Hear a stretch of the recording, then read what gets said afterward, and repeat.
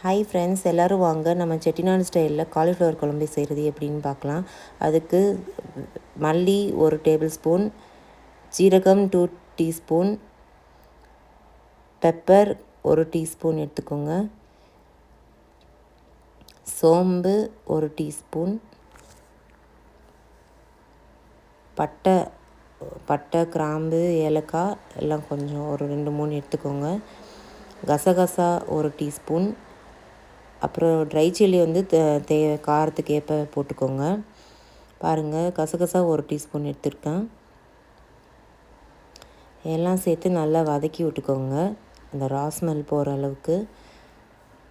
இன்றைக்கி ஆடி அமாவாசைங்க, அதனால நான் எதுவும் கறி எடுக்க முடியலன்னு சரி என்ன பண்ணலான்னு பார்க்குறது.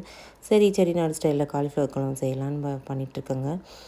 கிரேட்டட் கோகோனட் கொஞ்சம் எடுத்துக்கோங்க.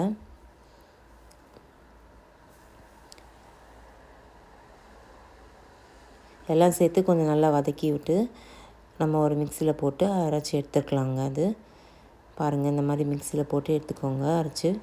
அப்புறம் தேவையான அளவு எண்ணெய் விட்டு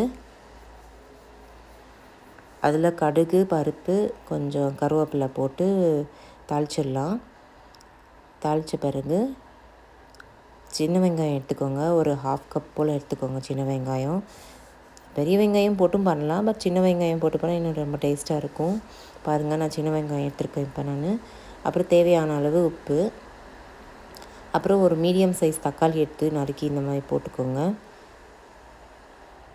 நம்ம அப்புறம் நல்லா ஸ்மாஷ் ஆகி வந்த பிறகு நம்ம பாயில் பண்ணியிருக்க காலிஃப்ளவர் எடுத்து போட்டுடலாம்.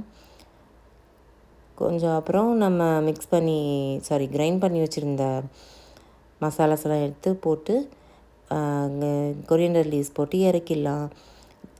இந்த ரெசிபி ட்ரை பண்ணி பாருங்கள். பிடிச்சிருந்தால் லைக் பண்ணுங்கள், ஷேர் பண்ணுங்கள், கமெண்ட்ஸ் பண்ணுங்கள். மறக்காமல் சப்ஸ்கிரைப் பண்ணுங்கள். By by.